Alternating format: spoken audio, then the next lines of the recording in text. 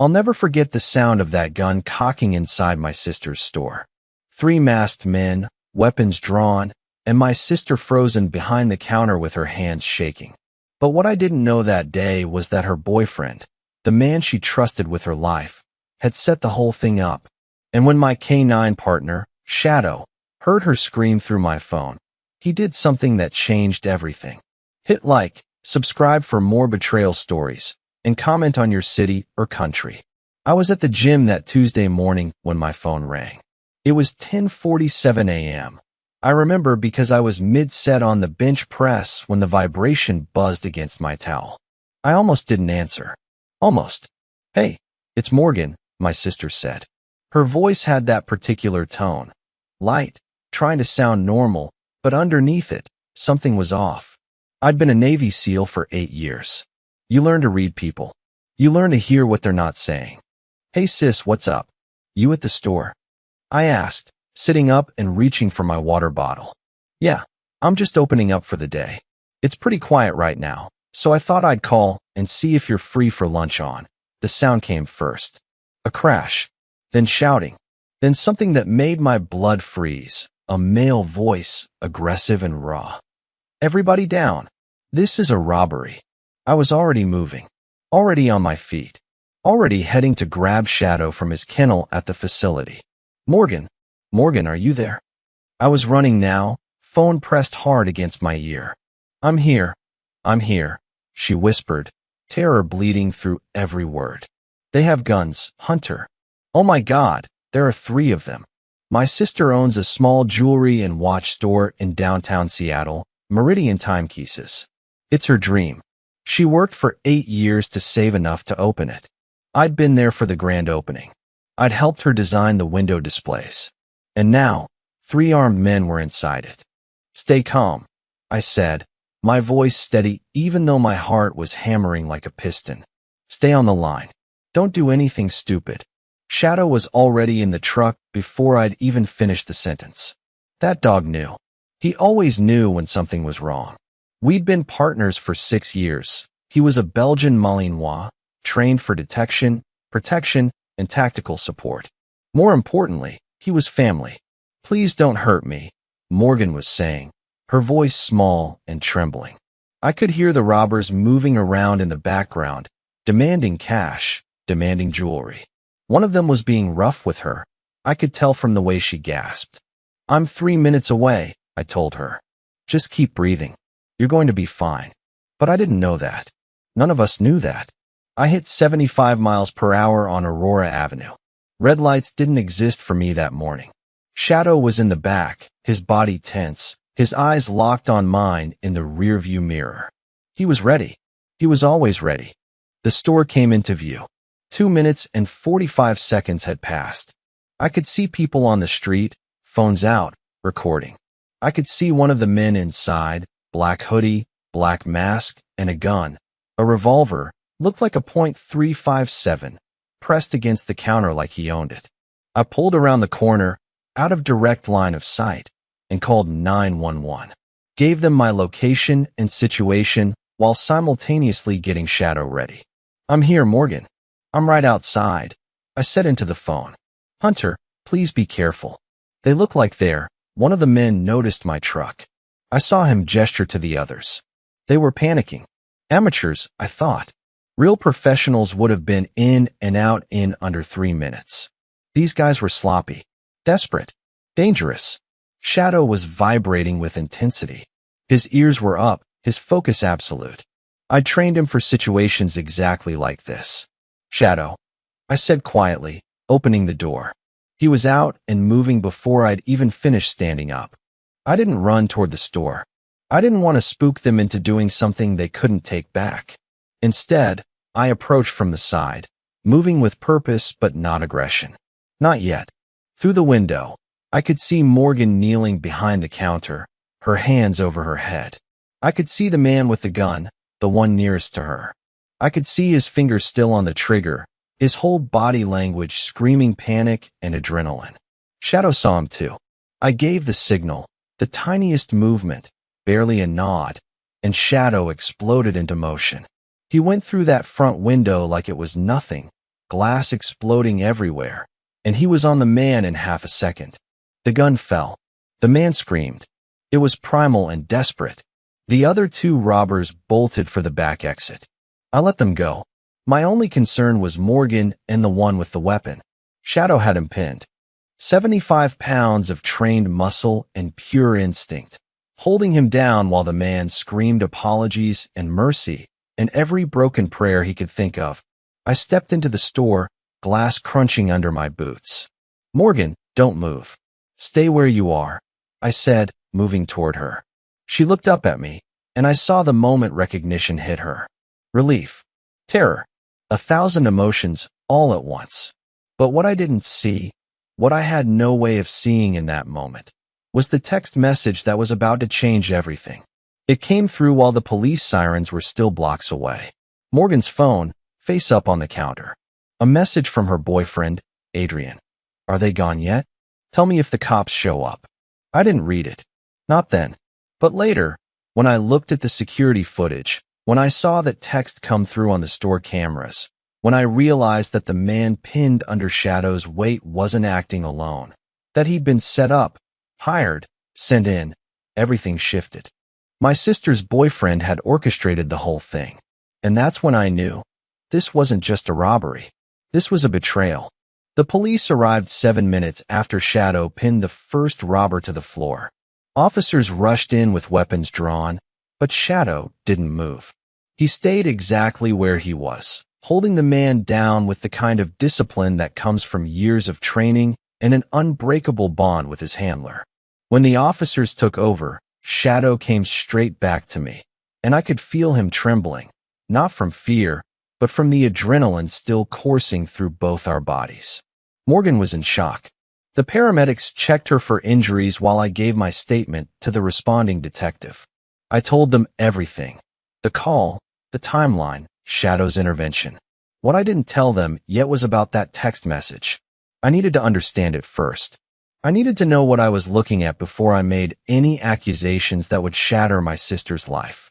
The store was a crime scene now. Glass everywhere. The cash register smashed open. Most of the merchandise still intact because Shadow had moved so fast. If he'd been even a few seconds slower, things could have gone very differently. After the police finished with me, I walked over to where Morgan was sitting on a bench outside the store, wrapped in a silver emergency blanket, even though it was 70 degrees out. Her hands wouldn't stop shaking. "Hey," I said, sitting down beside her. "You're okay. You're safe." She looked at me like I'd just walked her back from the edge of a cliff. Because in a way, I had. I thought. She started, then couldn't finish. Just shook her head. "I know. But Shadow and I were close enough. That's what matters." We sat there in silence for a minute. Then I asked the question I already knew the answer to. "Morgan, do you know those men?" She looked at me, confused. "What? No. Of course not. They came in and started, the middle one. The one who had the gun on you. Did you recognize anything about him? His voice? His build? Anything?" "Hunter, I don't." I was terrified. I wasn't paying attention to. "What about Adrian?" I asked. Her entire body went rigid. I watched it happen in real time. The way her breath caught, the way her eyes widened just slightly, the way she understood that I knew something. "What about Adrian?" she asked, but her voice was different now. Defensive, scared in a new way. "I need to show you something." I pulled out my phone and scrolled back through the store's security footage. I'd already downloaded it to my cloud before leaving the store. The timestamp showed 10:51 a.m. Morgan kneeling, the robbers moving through the store, and then a text notification appearing on her phone, which was sitting on the counter. I turned the phone toward her. She leaned in, squinting at the screen. I watched her read the words. "Are they gone yet? Tell me if the cops show up." The color drained from her face like someone had pulled a plug. That's not. She couldn't even form words. She just kept staring at the screen, at Adrian's name, at the timestamp that showed the message came through while the robbery was actively happening. "Morgan, there has to be an explanation," she said, but her voice was hollow. Maybe he heard about the robbery on the news, and he was checking on me, and It came through at 10:51 Morgan. The news didn't report this for another 15 minutes. And he didn't ask if you were okay. He asked if they were gone and if the cops showed up. That's not the language of someone checking on their girlfriend. That's the language of someone running an operation. She stood up abruptly, too fast, and swayed. I reached out to steady her, but she pulled away. I need to call him, she said. I need to ask him what this means. Not yet. Hunter, I need to. Morgan, listen to me. I stood up, and Shadow automatically moved closer to my leg, sensing her distress. Before you call him, I need you to think about something. Has Adrian ever asked you about your store's security system? About the cash you keep on hand? About when you're usually alone? She didn't answer, which meant yes.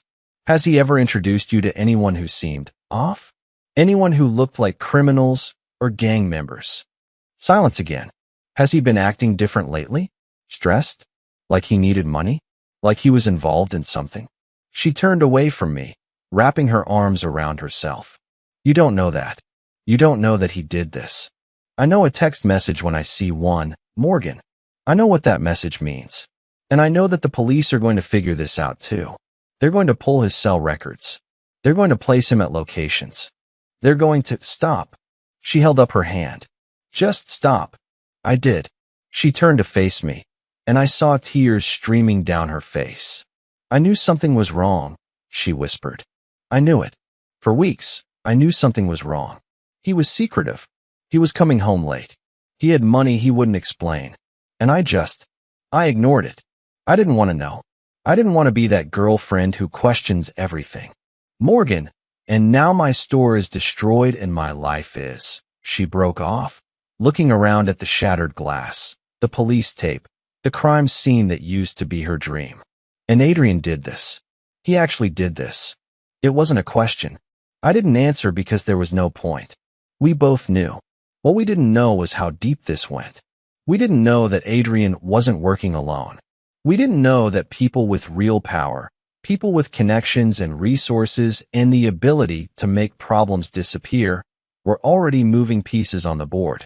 We didn't know that the real betrayal was just beginning. I called my parents that evening. I didn't want to do it over the phone, but I needed them to hear it from me before Adrian's family spun some narrative that made my sister look like the villain. That's what happens in situations like this. The guilty party gets their story out first, and suddenly the truth becomes just another version of events. My mom answered on the third ring. Hunter, honey, we heard about the robbery. Is Morgan okay? We've been trying to reach her all afternoon. Morgan's fine. Shaken up, but physically she's okay, I said, standing on my balcony with Shadow at my side. The Seattle skyline glowed in the distance, indifferent to family drama. But Mom, there's something you need to know. Adrian set up the robbery. Silence. Dead silence. What are you talking about? My dad's voice came through. He'd picked up the extension. I told them everything. The text message. The timing. The way Adrian had been acting. I told them that the police would be investigating, that it was only a matter of time before they connected the dots, and that we needed to be prepared for what was coming. That's a serious accusation, Hunter, my mom said carefully. Do you have proof? The text message is proof, Mom.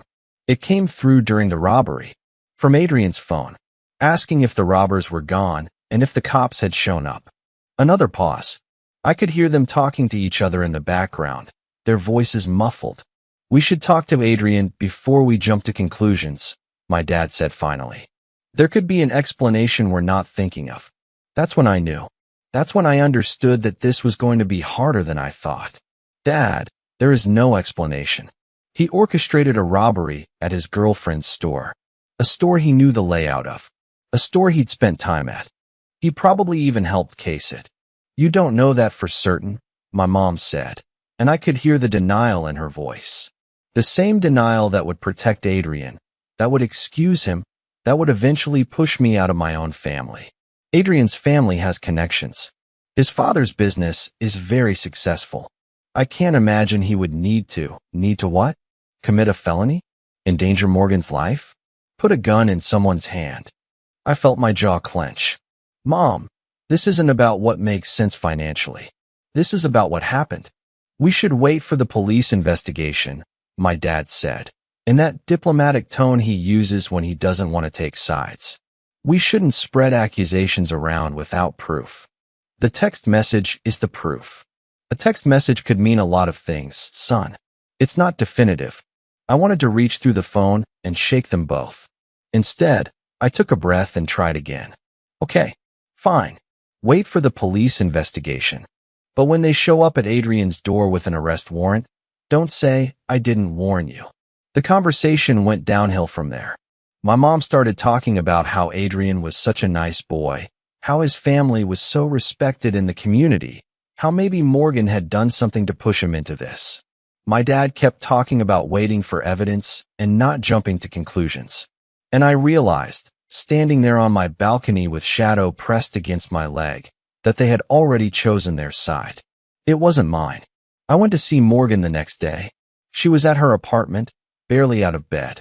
The store was closed indefinitely. The insurance company would eventually cover most of the losses, but that wasn't the point. The point was that her trust had been shattered.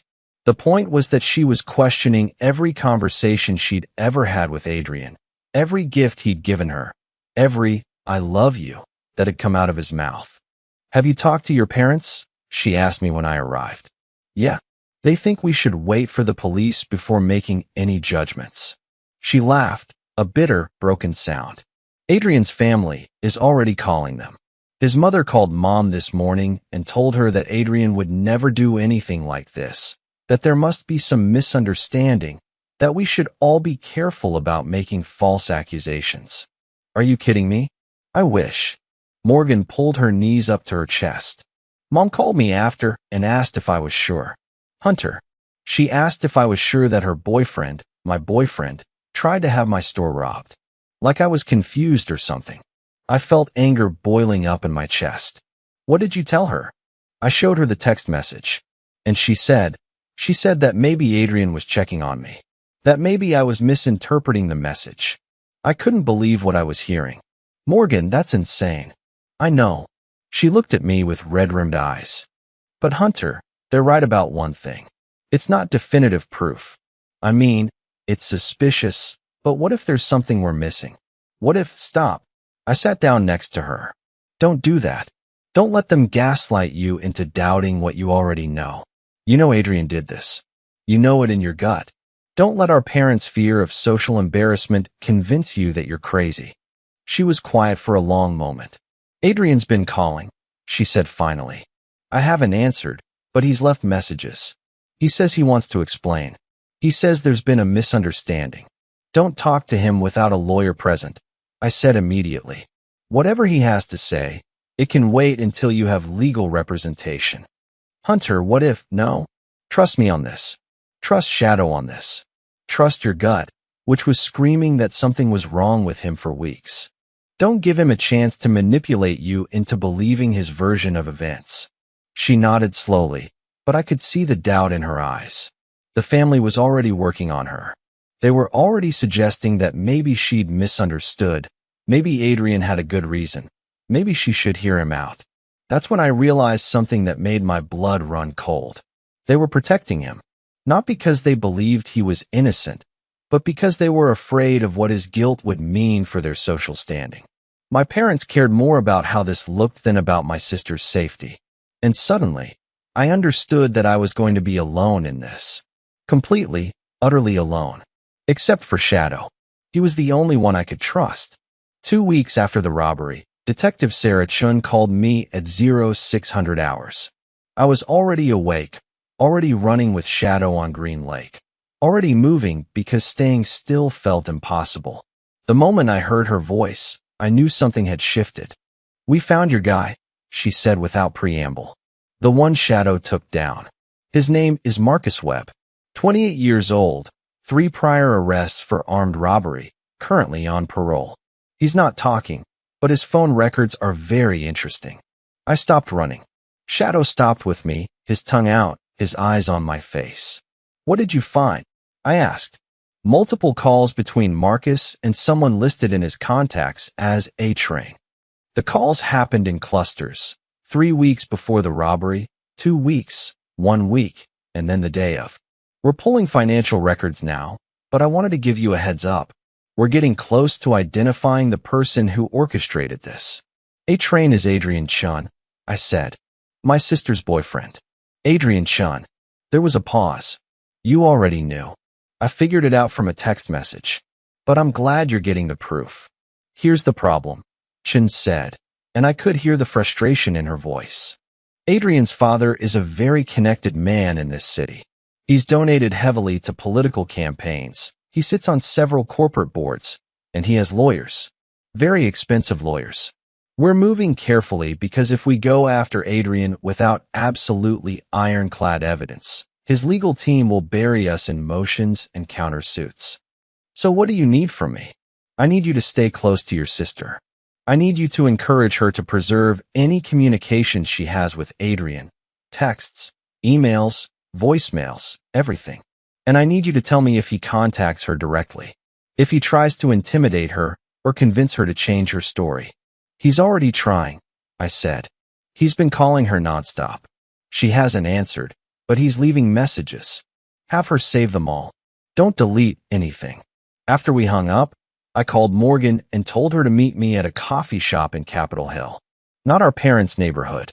Not anywhere Adrian might show up. She arrived looking like she hadn't slept in days. She probably hadn't. The police know it was Adrian, I told her. They have phone records. They're building a case. Relief flooded her face, followed immediately by something else. Grief, maybe. Or the weight of finally accepting that the person you loved had actually betrayed you in the worst possible way. What happens now? She asked. Now we wait for them to arrest him. And now you document everything. Every call, every message, everything. Because his family is going to fight this hard, and we need every piece of evidence we can get. That's when her phone buzzed. A text from Adrian. I need to see you. Please. I can explain everything. This is all a misunderstanding. My dad's lawyers say if you cooperate with police, they can make this go away for both of us. I watched her read it, watched the way her hand trembled. He's threatening me, she said quietly. Not threatening. Bribing. That's different, but it's also illegal.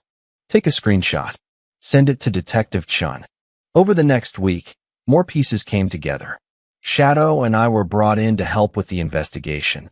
Not officially, but Chun kept me in the loop. We worked with her to trace the financial connections. Adrian had been getting money from his father's business accounts. Large transfers, labeled vaguely as consulting fees and marketing expenses. Money that had then been funneled to Marcus Webb and 2 other men.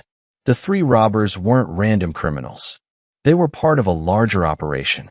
They worked for someone bigger than Adrian. Someone higher up the chain. That's when things got complicated. I was at the police station reviewing case files with Chun when her captain walked in and shut the door behind him. He looked angry in that controlled way that meant bad news. We have a situation, he said.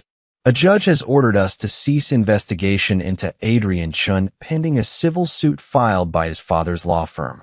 They're claiming we're conducting a biased investigation and harassing an innocent man. That's bullshit, I said. It absolutely is, Chun agreed. But it's also how the system works when you have enough money.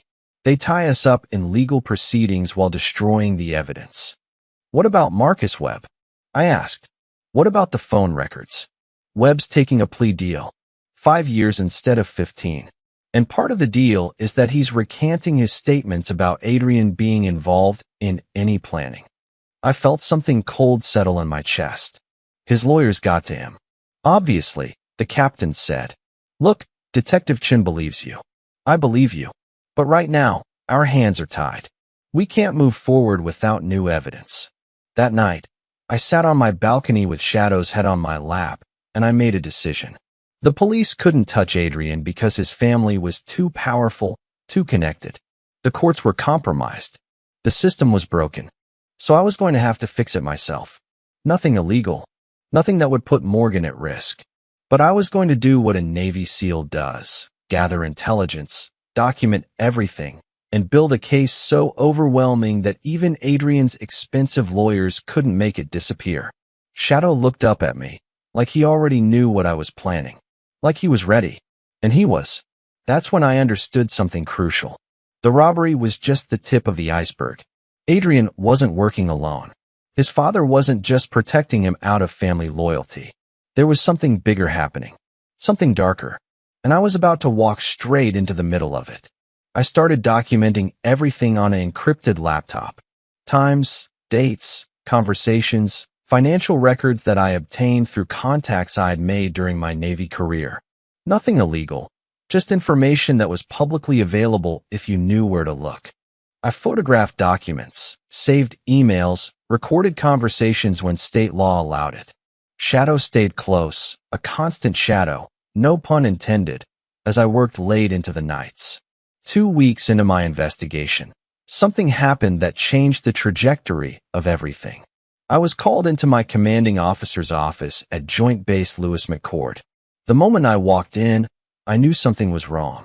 There were 2 people I'd never met before sitting across from Colonel Martinez, both in expensive suits, both with the kind of cold expressions that come from doing other people's dirty work professionally. "Hunter, sit down," Colonel Martinez said, and his voice had that careful tone that meant he was uncomfortable. "What's going on, sir?" I asked, but I already knew. Somehow I already knew. "These gentlemen are from a federal investigation team," Martinez said. "They have some questions for you." The taller one, the one with gray streaking his temples, leaned forward. "Mr. Reed, we're investigating potential illegal surveillance and unauthorized access to confidential government databases. We have reason to believe you've been accessing classified financial records without proper authorization." My stomach dropped. "That's not what I was doing." "We have evidence that suggests otherwise," the second man said. He had a slight accent, Eastern European maybe. "Specifically, records related to Adrian Chun and his family's business dealings." This was it. This was the trap springing shut. Adrian's father had resources beyond what I'd imagined. He had federal contacts. He had the ability to flip this entire situation around and make me the criminal instead of his son. "I was investigating a robbery," I said calmly. "A robbery that was orchestrated by Adrian Chun and involved my sister." "We're aware of the robbery," the first man said. "And we're also aware that Detective Chin's investigation was shut down by a judge 3 weeks ago. Which means you have no authority to be conducting your own investigation using government resources." "I didn't use government resources.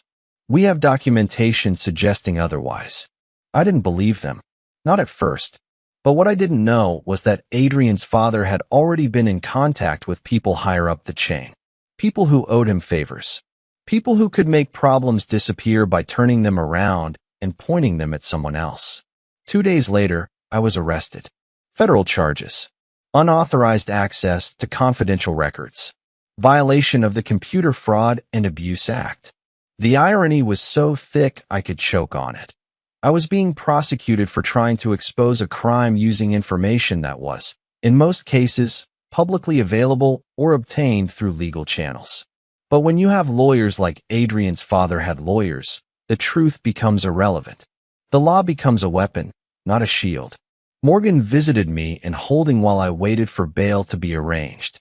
"This is insane," she said, her hands shaking as she gripped the phone through the glass partition. "You were trying to help me, and now you're the one in trouble." "It's okay," I said, trying to sound more confident than I felt. "This is a setup. Once we get in front of a judge, Hunter, my parents are saying that maybe you went too far. They're saying that you were obsessed with proving Adrian guilty and that you broke laws to do it." I closed my eyes. Of course they were. Of course the narrative had shifted to make me the villain in this story. "Morgan, don't let them convince you of that. Adrian did this. His father is just powerful enough to—" "I know," she said quickly. "I know you were trying to help. But Hunter, they're threatening my store. They're saying if I continue to cooperate with police, Adrian's family's lawyers will sue me for defamation and emotional distress. They're saying they'll destroy me financially." That's when I understood the full scope of what Adrian's father was capable of. This wasn't just about protecting his son. This was about consolidating power, about making sure that anyone who stood against him understood the consequences. My bail was set at $50,000. My commanding officer put up half of it, a gesture that cost him politically, I found out later. Shadow was staying with my sister, which tore at me because I needed him, but it was better he was safe. The trial date was set for 4 months away. Federal prosecutors, acting on information provided by Adrian's father's legal team, had built what looked like an airtight case against me. I had accessed databases.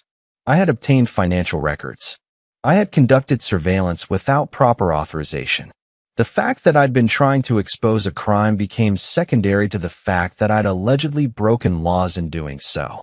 My lawyer, a public defender named James Morrison who was doing his best but was clearly overwhelmed, told me straight, "They're going to try to bury you, to make an example of you so that no one else tries to go around the system." "What are my options?" I asked. "We can try to fight it, but it's going to be an uphill battle." Or, he paused, choosing his words carefully, "You could take a plea deal. Reduced charges, shorter sentence. 3 years instead of potentially 15. 15 years. 15 years away from Shadow. Away from Morgan. Away from everything." "I didn't do anything wrong," I said. "I know," Morrison said. "But the system isn't about right and wrong anymore. It's about power and leverage. And right now, Adrian's father has both." That night, alone in a cell with nothing but the sound of fluorescent lights humming overhead, I realized something terrifying. I'd been played. Completely, utterly played. Adrian's family didn't just want to protect him. They wanted to eliminate anyone who could threaten their interests. And I'd walked straight into the trap, documented everything, and given them the perfect weapon to use against me. The worst part? Morgan didn't believe me anymore. My parents were distancing themselves. And the person I'd been trying to save was now isolated, afraid, convinced that helping me had destroyed her life. Adrian had won. I was transferred to a federal holding facility in Tacoma 3 days after my arrest. The facility itself wasn't as bad as I'd imagined. Clean, organized, the kind of place where white-collar criminals waited for their trials. But it was still a cage, and cages are cages no matter how well they're maintained. What broke me more than the bars was the separation from Shadow. I'd spent 6 years with that dog. 6 years of training together, fighting together, living together. He wasn't just my partner. He was my anchor. The one constant in a life that had been spiraling out of control. And now he was with Morgan, in an apartment across the city, and I had no idea how he was handling the separation.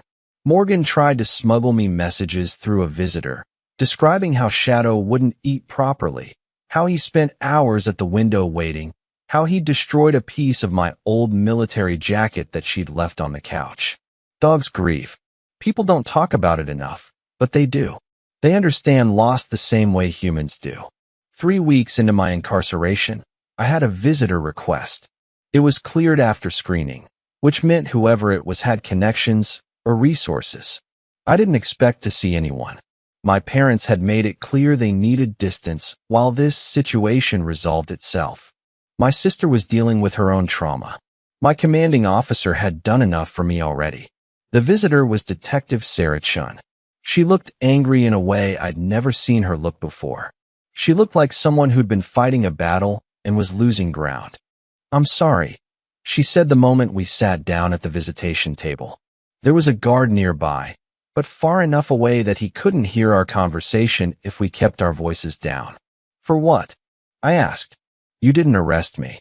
"No, but I helped gather the evidence they're using against you. I documented your access to those databases. I didn't know what was happening until it was too late. Until they were already using my reports against you." She leaned forward. "Hunter, Adrian's father has federal connections. DEA, FBI, people I can't even identify. He's not just protecting his son from a robbery charge. He's protecting something bigger." "What do you mean?" I asked, although part of me already knew. Adrian wasn't just stealing from his girlfriend's store for money. He was moving money for someone. The robbery was a test, a way to see if he could follow instructions, manage a team, handle the pressure. If he'd succeeded, he would have been brought into something much larger. "Organized crime," I said. "I can't prove it, Chen said. But yeah, I think Adrian's father isn't just a legitimate businessman. I think he's connected to people who operate in the gray areas. And when you started investigating Adrian, you started investigating them. That made you a problem they needed to solve. So they made me a criminal instead, I said. Exactly. We sat in silence for a moment. I could hear other inmates and visitors talking around us, the ambient noise of incarceration. There's something else, Chen said. Your dog, Shadow. He's been acting strange at your sister's place. Morgan called me yesterday. She said he broke through a window screen and disappeared for 6 hours. When he came back, he had something in his mouth. I felt my body go tense. What? A folder. Documents. Financial records related to Adrian Chen's offshore accounts. Morgan said Shadow came back through the same window he'd escaped from and dropped the folder at her feet. I couldn't process what I was hearing. That's impossible. I know what it sounds like, Chen said. But Morgan photographed the documents before touching them further. She sent them to me anonymously through a burner email. Hunter, these records show that Adrian's father has been moving money through multiple shell companies. Millions of dollars. Money that traces back to known organized crime figures. How is that possible? How does a dog? I don't know, Chen said. And I can't explain it. And I can't use it as evidence because it would compromise the chain of custody and destroy any case we might build. But I wanted you to know. I wanted you to know that your partner is still fighting for you. That he's still trying to help, even separated from you. After Chen left, I sat in my cell and tried to make sense of what she'd told me. Shadow had escaped from a secured apartment, found documents that were somehow connected to the case, and brought them back to Morgan. It didn't make logical sense. Dogs don't understand financial crime. They don't know how to locate specific documents. But Shadow understood one thing. His handler was in trouble, and he needed to help. That night, I couldn't sleep. I kept thinking about Shadow, about the bond between a handler and a K9 partner that goes deeper than words or logic. We'd been through combat together. We'd saved each other's lives multiple times. And now, separated by prison walls and federal charges, he was still trying to reach me. The next morning, I was called to the prison medical facility. One of the guards had found Shadow trying to get through the perimeter fence behind the facility. The dog had somehow gotten past multiple security checkpoints, past guards, past systems designed to keep things in, and more importantly, things out. He was trying to reach me. I wasn't allowed to see him. The guard told me they'd contacted animal control, that Shadow was being held pending determination of whether he was a threat. But what I understood, what every cell in my body understood, was that Shadow hadn't escaped to hurt anyone. He'd escaped because the bond between us was so strong that distance and walls meant nothing. He was loyal in a way that humans rarely are, in a way that transcended training or obligation, in a way that reminded me why I was fighting in the first place. That's when I decided something. I was going to take the plea deal. 3 years instead of 15. I was going to accept the injustice because the alternative was leaving Shadow without a handler, leaving Morgan without support, leaving the truth to disappear under the weight of Adrian's father's power. I was going to do my time, and then I was going to rebuild everything. Shadow had shown me that loyalty still existed. Now I had to show that justice could still be served. I took the plea deal. 3 years federal prison, reduced charges, time served counting toward sentencing. My lawyer told me I was making a mistake. My commanding officer told me I was throwing my life away. But they didn't understand what I understood, that sometimes the only way to win is to appear to lose. The sentencing hearing was a formality. The judge, a woman named Patricia Holloway who'd been appointed to the bench through political connections I'd later discover were tied to Adrian's father, handed down the sentence with the kind of cold indifference that suggested she'd made her decision long before I ever stepped into her courtroom. 3 years, she said, her gavel coming down like a period at the end of a sentence. You are remanded into custody. My parents didn't attend. Morgan did, sitting in the back row with Shadow on a service animal vest that Detective Chun had somehow arranged. The dog's eyes locked on mine for exactly 3 seconds before the marshals led me away. 3 seconds of connection. 3 seconds of him telling me he was still there. That's all I needed. Prison is different when you go in with a plan. Most inmates, they come in reactive. They adapt to the system, become products of it, let it shape them into something smaller and harder and more broken. But I came in with purpose. I came in as a Navy SEAL who'd trained to operate in hostile environments. This was just another hostile environment. I got a job in the prison library. Access to computers, limited internet, the ability to communicate through monitored channels. I also got to know people. Inmates connected to organized crime. People who understood the underworld that Adrian's father operated in. I listened more than I talked. I learned. I gathered information. And I started building a case that couldn't be ignored. It took 8 months of careful work. Writing letters to people I could trust, having coded conversations with visitors during visitation hours, communicating through Detective Chun via Morgan, who visited me every Sunday without fail. Slowly, methodically, I built a picture of Adrian's father's operation that was so detailed, so comprehensive, that it couldn't be dismissed or buried. I documented connections between Adrian's father and known crime figures. I traced money flows through shell companies. I identified politicians and judges who'd received donations in exchange for favorable rulings. I found the names of federal agents who were on the take, who'd provided information that helped Adrian's father stay ahead of investigations. And most importantly, I found evidence that Adrian's father wasn't just protecting his son. He was protecting an empire built on extortion, money laundering, and human trafficking. Morgan brought me news from the outside. Shadow was being retrained by another handler, which broke my heart, but he refused to bond with anyone else. He'd sit with Morgan, unresponsive to most commands, waiting. The handler eventually gave up. Shadow was a working dog with no work, a partner with no partner. He misses you, Morgan told me during one of her visits. I miss him too, I said.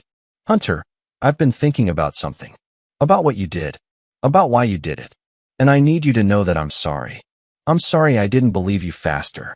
I'm sorry I let our parents convince me that you were the problem. I reached across the visitation table and squeezed her hand. You survived something terrible. You had every right to be confused. Adrian manipulated you. His family manipulated all of us. I want to help, Morgan said. With whatever you're building. With whatever comes next. That's when I knew it was time to move. I'd been in prison for 18 months. I had everything I needed. The evidence was comprehensive, detailed, and bulletproof. Detective Chun had quietly reached out to federal prosecutors she trusted. Not the ones connected to Adrian's father, but the ones who still believed in actual justice. They wanted to move forward, but they needed the information I'd compiled.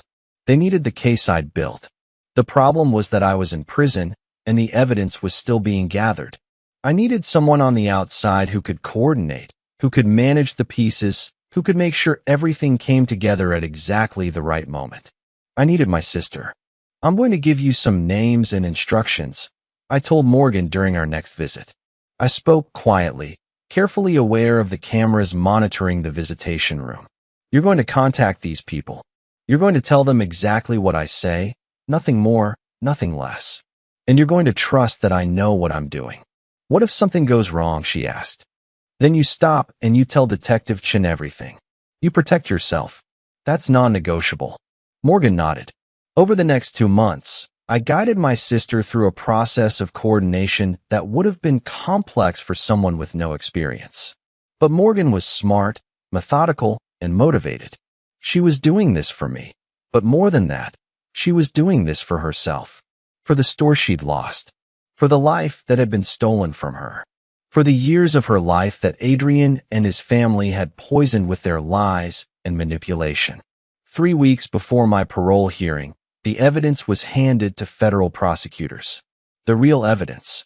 Not the stuff that could be dismissed or explained away, but the comprehensive documentation of an organized crime network that reached into government at multiple levels. Arrest warrants were issued simultaneously. Adrian's father, Adrian, 3 federal judges, 2 U.S. attorneys, and 7 other government officials. It was the biggest organized crime takedown in the Pacific Northwest in 30 years. And I did it from a prison cell, with nothing but a plan and a sister who finally believed me. The day the news broke, Shadow refused to eat. Morgan told me he just sat by the window, looking out at the Seattle skyline, waiting. He knew something had changed. Dogs always know. 30 days later, my parole was approved. The judge who granted it was not the same judge who'd sentenced me. The system, when properly exposed, has a way of correcting itself. I was getting out, and Shadow was waiting. Morgan called me the day before my release. Her voice was different, lighter, but also fragile, like she was holding something together that could shatter at any moment. "He's gone," she said without preamble. "Who?" "Adrian. His bail was revoked yesterday. He's been moved to a federal facility pending trial. Hunter, his father, jumped bail. He disappeared. The FBI is looking for him, but they think he fled the country." I processed this information, and then something else clicked into place. "Morgan, what happened? You sound like you're about to fall apart." There was silence on the line. Then I heard her breathing, uneven and shaky. "I went to see him," she said finally. "Adrian, at the holding facility. I told you I was going to the grocery store, but I went to see him instead." My stomach dropped. "Why would you do that?" "Because I needed to understand," Morgan said, and now I could hear tears in her voice. "I needed to hear from him why he did it. Why he chose to hurt me like that. Why I wasn't enough." "Morgan, let me finish," she said. "I needed to hear it." So I went, and I sat across from him through the glass, and I asked him directly. I asked him why. "What did he say?" "He cried," Morgan said, and her voice broke. "He actually cried, Hunter. He told me that he was scared, that his father had gotten him involved in things he didn't understand, that the robbery was supposed to be simple, just a way to prove he could follow instructions, but it went wrong because you got involved. He said his father told him that the only way out was to implicate you, to make you the problem so that everyone would stop looking at him." I felt something twist inside my chest. Not because I was surprised, I'd figured most of this out, but because I understood what was coming next.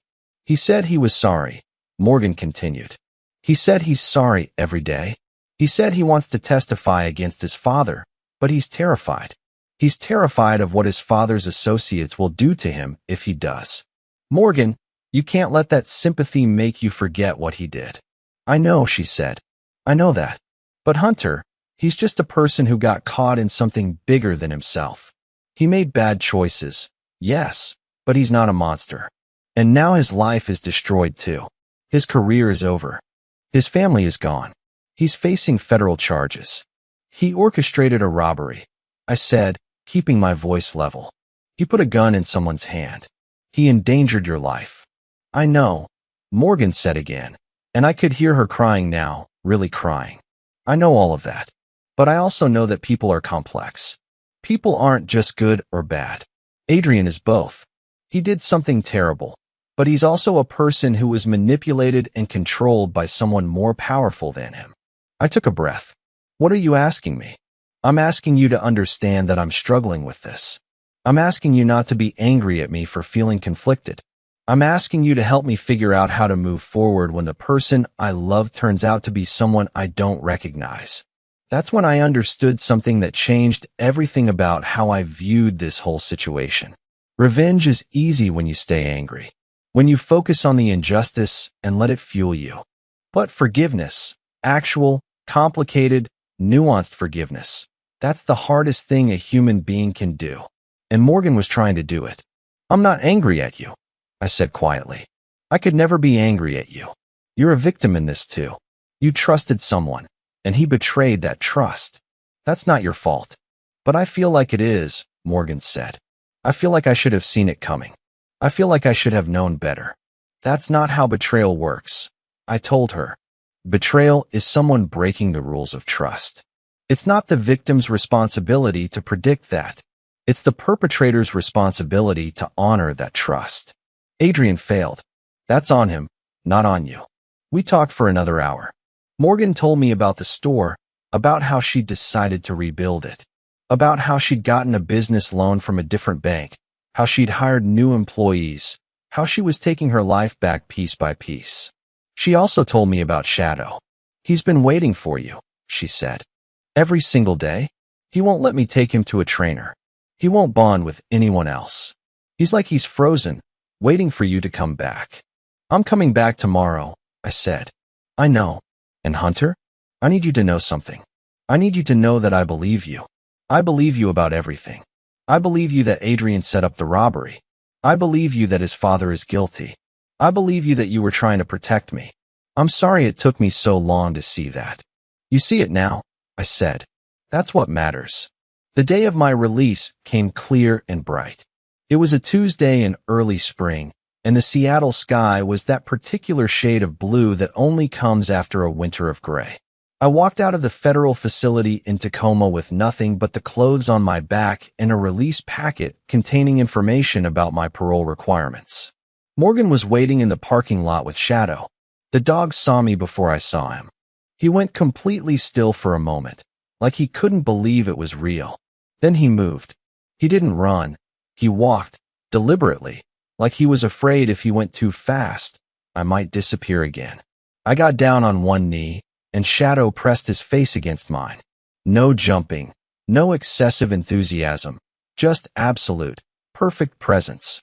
6 years of partnership in a single moment of connection. "Welcome home," Morgan said, and I could hear the smile in her voice. I stood up, Shadow at my side where he belonged, and looked at my sister. Really looked at her. She was different than she'd been before, older, scarred, but also stronger. She'd been broken and she'd chosen to rebuild herself. "Thank you," I said, "for everything." "We did it together," Morgan replied. "All three of us." Shadow leaned against my leg, and I put my hand on his head. I was out. The case against Adrian's father was solid. Justice was coming, even if it looked different than I'd expected. But as Morgan drove us back to Seattle, with Shadow in the back seat, I realized something important. Justice wasn't about revenge. It wasn't about making Adrian or his father suffer the way they'd made us suffer. It was about truth, about accountability, about building something better from the wreckage of what had been destroyed. It was about healing. The trial began 3 months after my release. Adrian's father, Vincent Chun, stood in federal court facing 23 counts including money laundering, racketeering, bribery of public officials, and conspiracy to commit organized crime. The courtroom was packed. Reporters, victims, federal agents, people whose lives had been damaged by his operations. I sat in the gallery every single day. Shadow wasn't allowed in the courtroom, but Morgan would leave him in the car with the windows cracked, and during breaks, I'd step outside and just stand near him. Sometimes that was all I needed, to know he was there, that this was real, that we were finally seeing justice served. Detective Sarah Chun testified for 6 hours. She walked the court through the investigation, through the phone records, through the timeline of the robbery, and its connection to Adrian's father's larger criminal enterprise. The prosecution's case was methodical and devastating. Each piece of evidence built on the last, creating a picture of systematic corruption that was impossible to deny. Adrian testified too. He took a plea deal, 5 years in exchange for his testimony against his father. When he walked into the courtroom, I watched Morgan's face carefully. She didn't flinch. She didn't cry. She just watched, and I could see in her eyes that she'd made peace with what he was. "My father told me I had to do it," Adrian said from the witness stand, his voice barely above a whisper. "He said if I couldn't follow simple instructions, I'd never be part of the family business. I didn't want to hurt Morgan. I never wanted to hurt her. But I was scared of my father, and I did what he told me to do." The defense attorney tried to portray Adrian as a victim, a young man caught in circumstances beyond his control, manipulated by a domineering father. It was a compelling narrative, and part of me understood its power. Adrian was, in many ways, a victim. But victimhood doesn't erase responsibility. It doesn't undo harm. The prosecution presented the evidence I compiled from prison. They presented Detective Chen's investigation. They presented testimony from other victims, businesses that had been extorted, workers who'd been trafficked, politicians who'd been blackmailed. The case was comprehensive and relentless.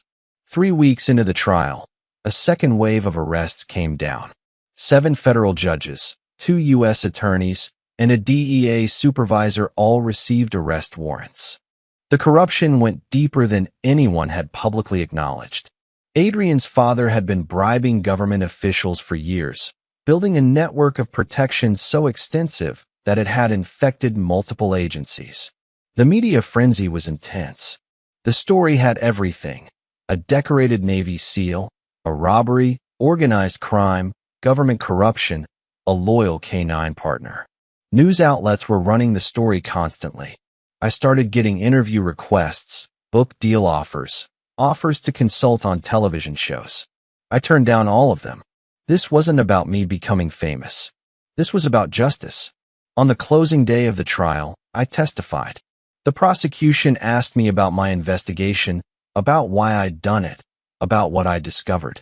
I told them the truth, that I was trying to protect my sister, that the system had failed us, that I'd taken matters into my own hands because no one else seemed willing to.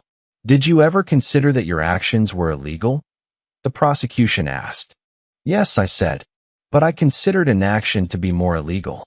Sometimes the system is corrupted beyond repair, and you have to work outside of it to find truth. The defense attorney cross-examined me aggressively, trying to paint me as a vigilante, as someone who'd broken laws in service of a personal vendetta. I didn't deny any of it.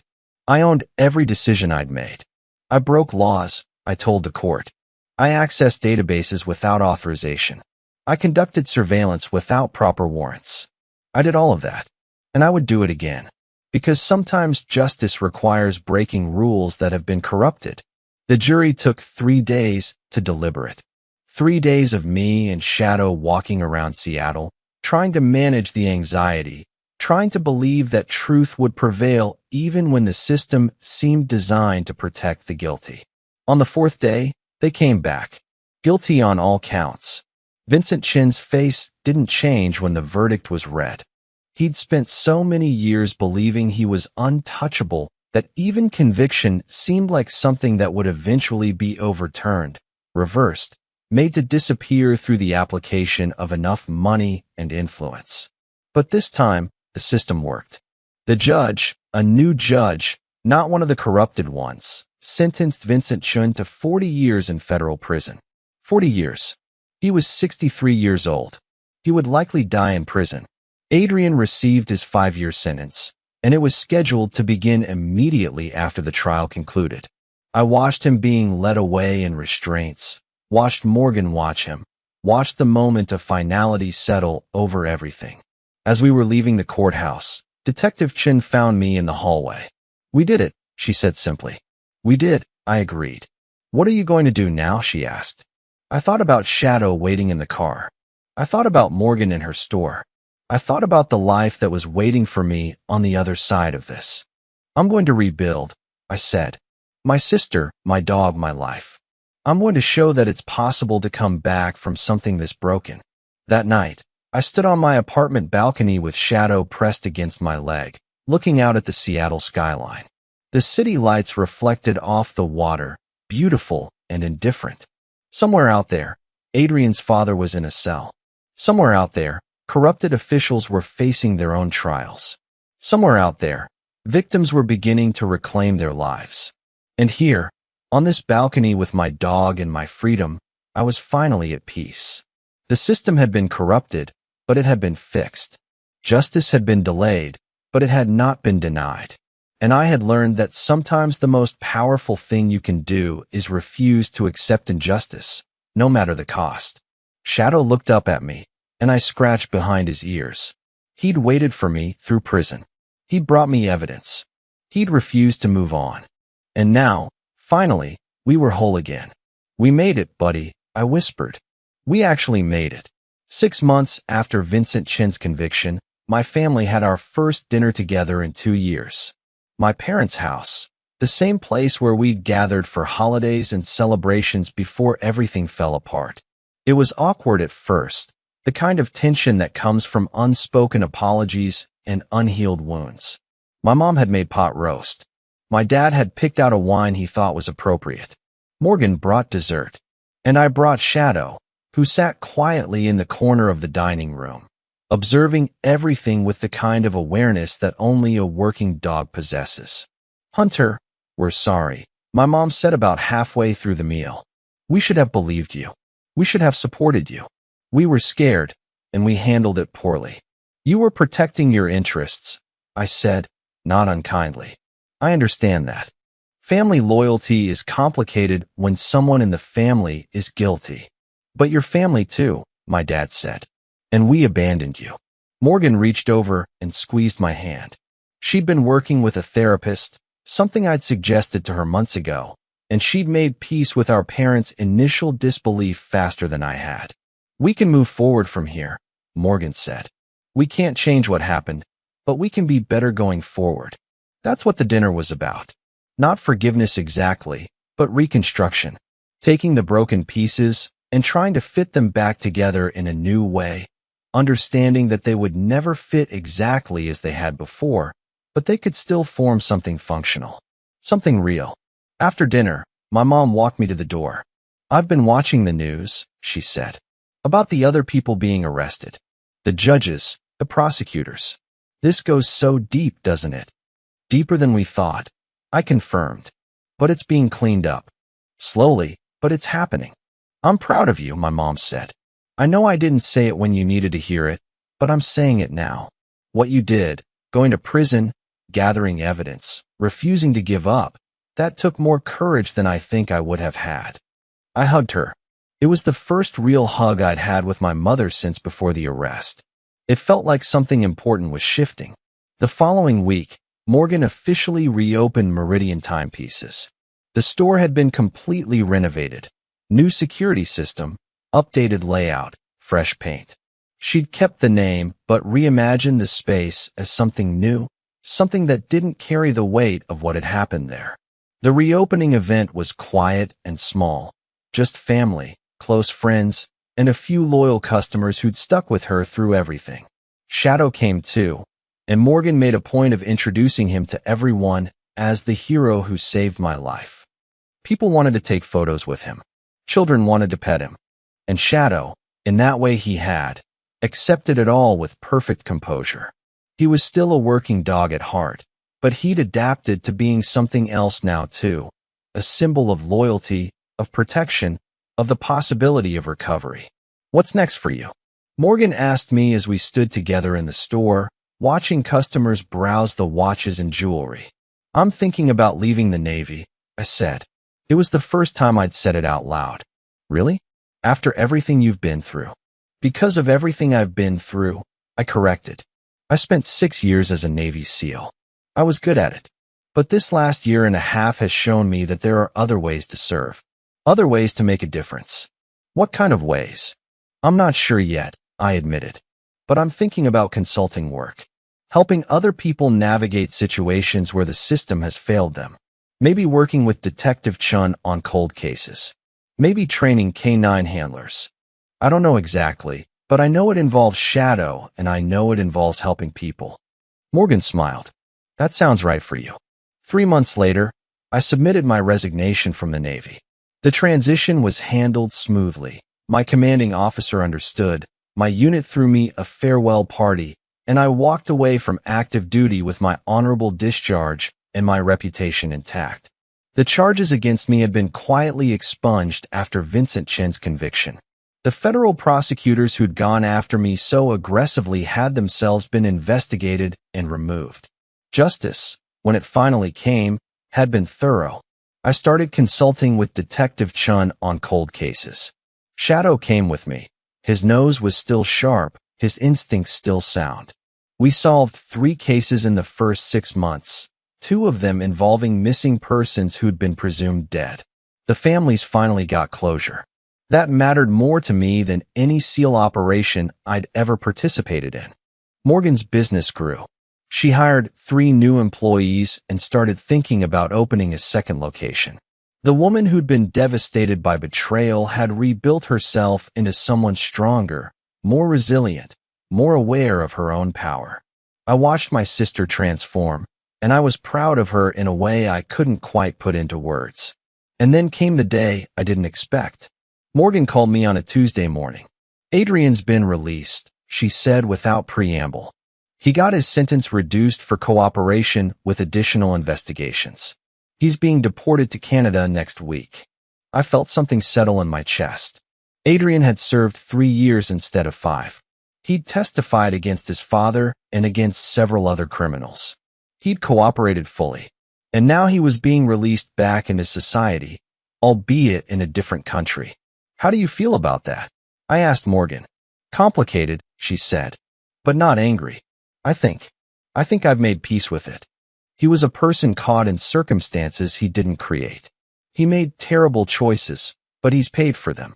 And now he gets to start over, somewhere else, as someone different." That was grace. That was the kind of growth that comes from real healing. "I'm going to see him before he leaves," Morgan said. "I'm going to tell him that I forgive him, that I don't wish him harm, that I hope he builds a better life in Canada." "I think that's the right choice," I said. And I meant it. That weekend, I took Shadow to the beach. We ran along the sand, and he was happy in that uncomplicated way that dogs are. No past, no future, just the present moment of running and breathing and being alive. I thought about everything that had happened. The robbery, the betrayal, the prison time, the investigation, the trial, the conviction.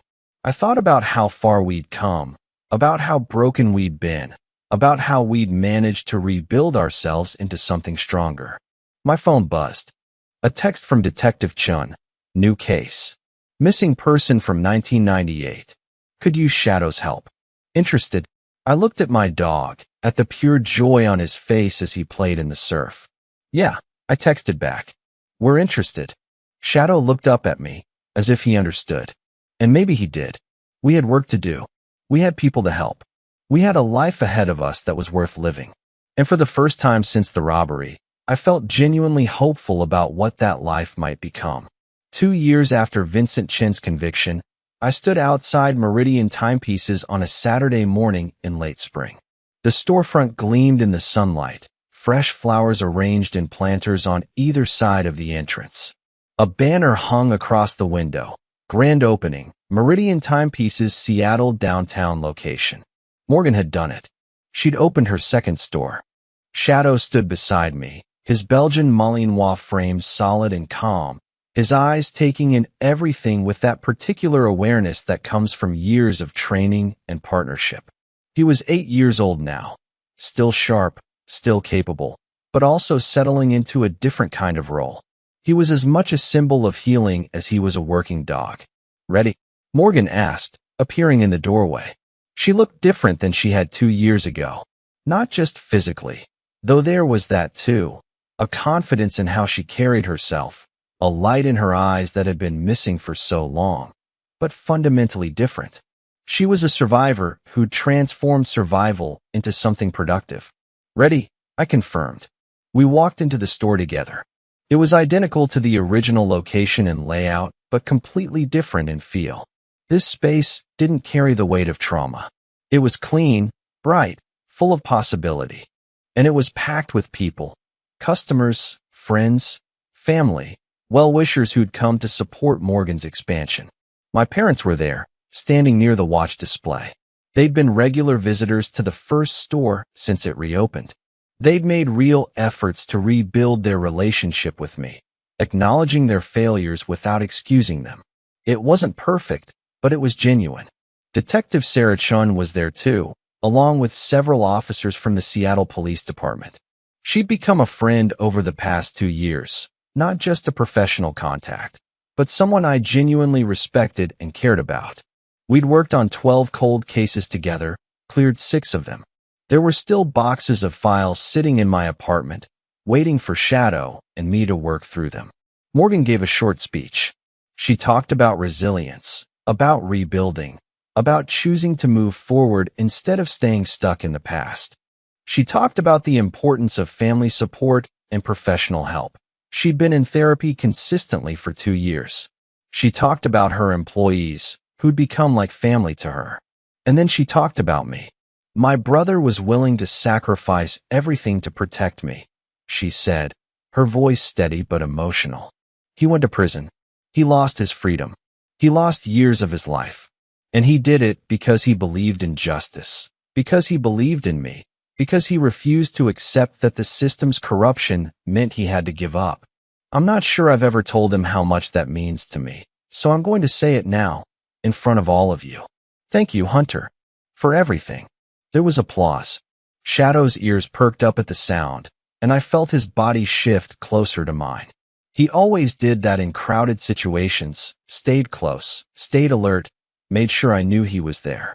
After the speeches, after the ribbon cutting and the photographs, people started filtering through the store. Morgan was in her element, talking to customers, discussing watches and timepieces with the kind of passion that comes from genuine love of a subject.